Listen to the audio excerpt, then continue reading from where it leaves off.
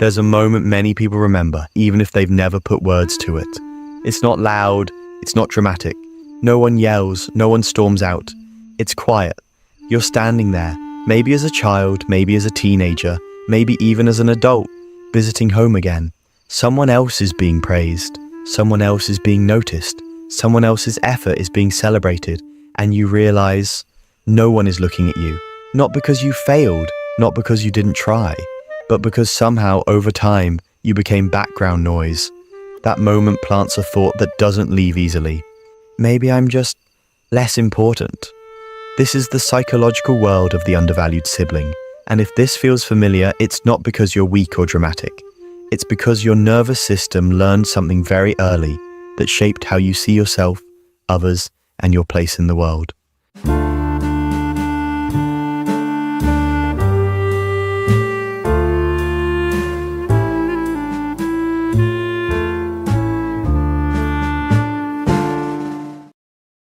Undervaluation doesn't always come from cruelty.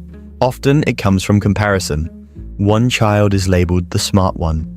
Another becomes the responsible one. Another is the talented one. And someone else quietly becomes the one who will be fine. Parents rarely say this out loud. They don't intend harm. But attention follows urgency. Praise follows visibility. And over time, one sibling receives emotional investment while another receives assumptions. The assumption that you don't need as much. The assumption that you're strong. The assumption that you'll manage on your own. But the human brain doesn't thrive on assumptions. It thrives on recognition.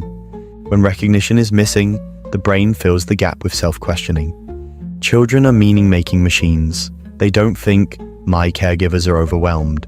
They think, something about me must not be enough. And that belief doesn't disappear when childhood ends. It matures. It disguises itself. It follows you into adulthood wearing new names. Self-reliance, low expectations, emotional independence. On the surface, the undervalued sibling often looks capable, calm, easygoing, low maintenance. Inside, there's a quiet negotiation constantly happening. Don't ask for too much. Don't take up space. Don't need what others need. Psychologically, this creates a strange internal split. One part of you becomes hyper-responsible. Another part remains emotionally hungry, but unsure if it's allowed to be. You learn to minimize your needs not because you don't have them, but because expressing them once didn't change anything. And the brain adapts.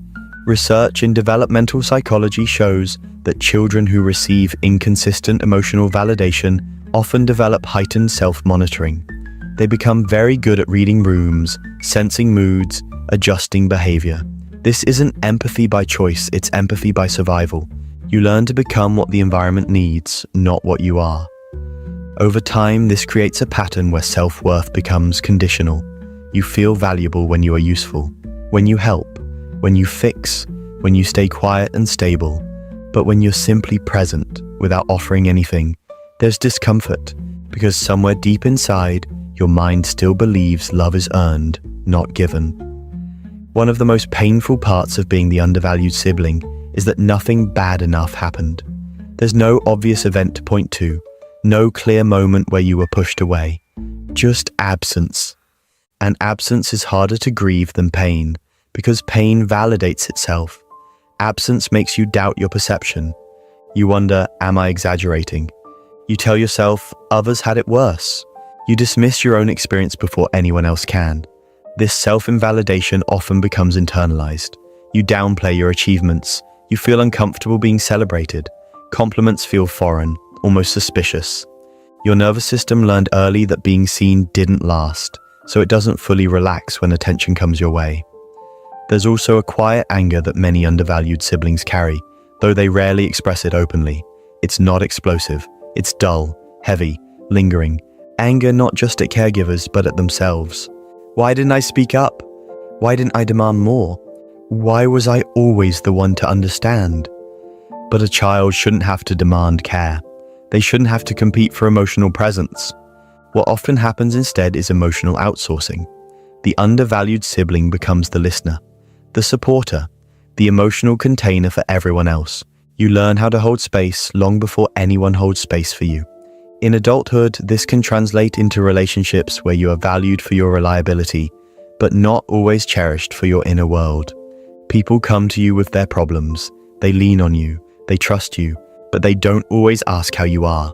And when they do, you don't always know how to answer, because you learned early that your feelings were secondary, optional, something to manage quietly.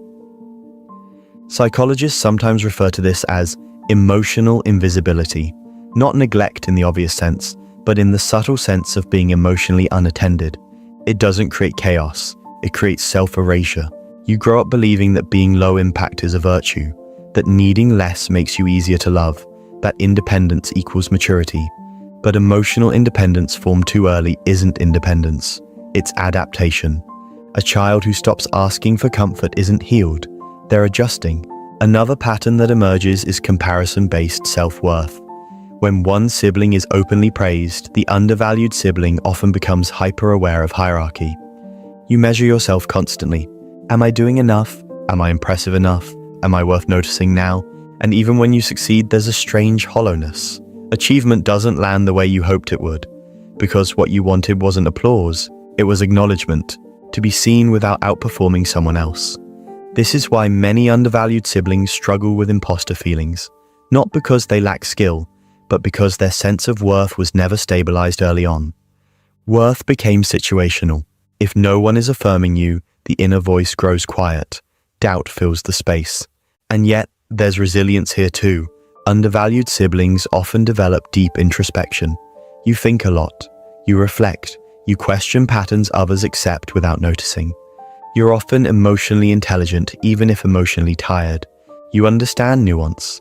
You see both sides. You hesitate before judging, because you learned early that things are rarely as simple as they look. But emotional intelligence without emotional nourishment leads to burnout. At some point, the undervalued sibling faces a reckoning, usually in adulthood, usually after giving too much for too long, usually after realizing that being easy to deal with has come at a cost. The cost is self-connection. You might notice a quiet grief for the version of you that never got to be loud, never got to be messy, never got to be prioritized without justification. And here's the truth that often brings both pain and relief.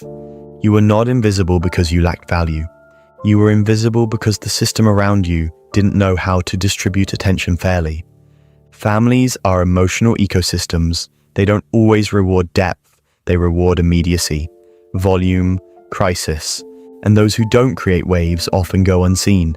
That doesn't make you lesser, it makes you adapted. Healing for the undervalued sibling doesn't start with confrontation. It starts with permission. Permission to take up space. Permission to feel without minimizing. Permission to stop being the one who always understands. It begins when you realize that your quiet strength was never a requirement. It was a response, and responses can be rewritten. As an adult, the undervalued sibling often carries a strange contradiction inside them. On one hand, you're capable. You've survived. You've built something out of yourself, sometimes quietly impressive. On the other hand, there's a persistent feeling that none of it fully counts unless someone else confirms it. That tension shapes how you move through the world. In relationships, you might notice a familiar role appearing again and again. You become the one who listens more than they speak, the one who adjusts, the one who notices emotional shifts before anyone else does. People feel safe with you, understood, held. But being needed is not the same as being known. Many undervalued siblings unconsciously recreate the emotional environment they grew up in, not because it felt good, but because it felt familiar. The nervous system is drawn to patterns it recognizes, even if those patterns were painful. So you may find yourself in friendships where you give more than you receive, in romantic relationships where your partner's needs feel clearer than your own, in workplaces where you're relied upon but rarely celebrated. You don't complain, not because nothing hurts, but because you learned early that discomfort is easier to manage than disappointment. There's often a deep fear underneath all of this, a fear that if you ask for too much, you'll be seen as difficult. If you express hurt, you'll be misunderstood. If you step fully into visibility, you might be rejected. So you hover just below the surface of being seen. Psychologically, this connects to how the brain learned to associate safety with emotional containment.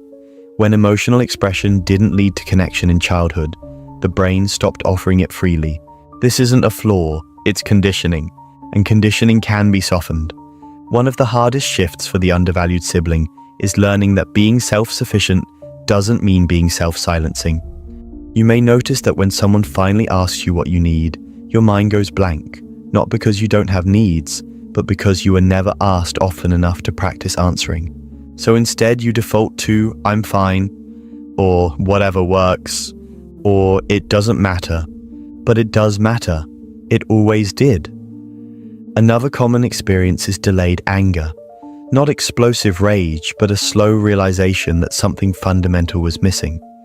This anger often surfaces later in life, when you start seeing how easily others ask for help, how naturally they expect to be supported, how confidently they assume their emotions are welcome, and part of you wonders, why was that never taught to me?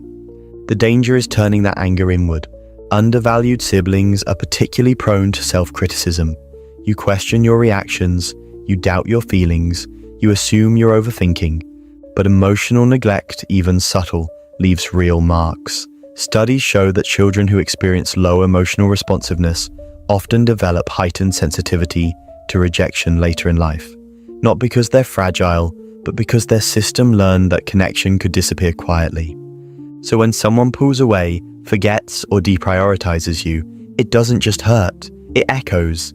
You might replay conversations in your head, analyze tone, wonder what you did wrong, try to fix something that was never yours to fix. This hyper-responsibility for emotional outcomes is a learned response.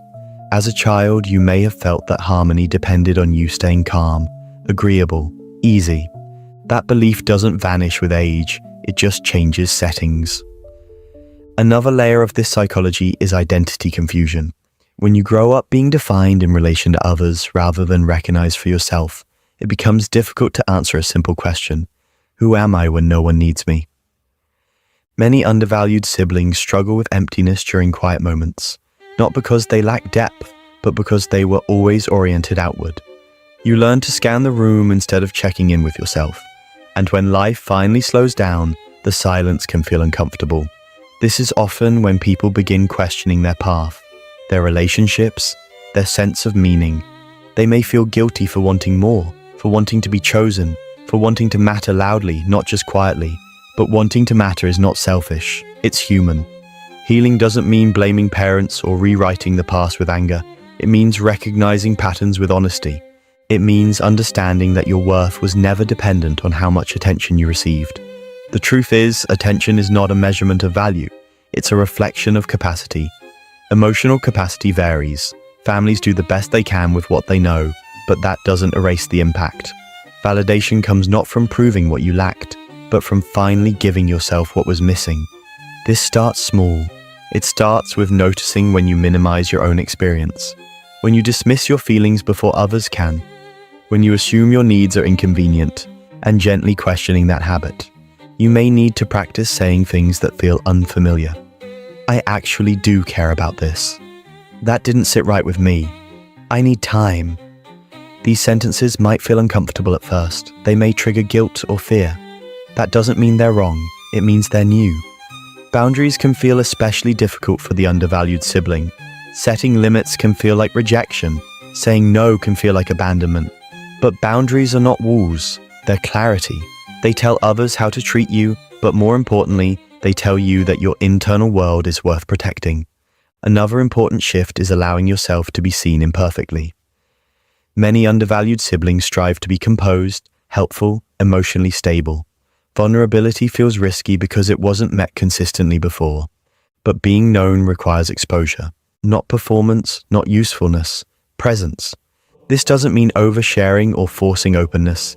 It means choosing, slowly, to let people see you when you're unsure, when you don't have answers, when you're not holding everything together, and noticing who stays. One of the most powerful realizations for people who grew up undervalued is this: you don't need to become louder to be worthy. You don't need to compete to be chosen. You don't need to earn space by being exceptional. You already take up space simply by existing. The quiet grief you carry isn't a weakness. It's evidence of unmet attachment needs, and those needs were reasonable. You weren't asking for too much. You were asking for presence, And presence can be learned even later in life. As you begin to recognize yourself, something shifts. You stop waiting for others to notice what you've always known. You stop shrinking preemptively. You stop assuming invisibility is your role.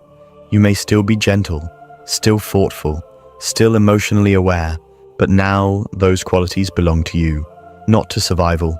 And perhaps the most healing realization of all is this: being overlooked did not define your value. It shaped your perception of it. And perceptions can change. You don't have to rewrite your story dramatically. You just have to stop erasing yourself from it. Because the sibling who grew up undervalued often carries something rare: depth without entitlement, strength without arrogance, awareness without blindness. And when that depth is finally directed inward, when you learn to witness yourself with the same care you've given others, something settles. Not loudly, not suddenly, but quietly. Like finally coming home to a part of yourself that was always there, waiting to be seen.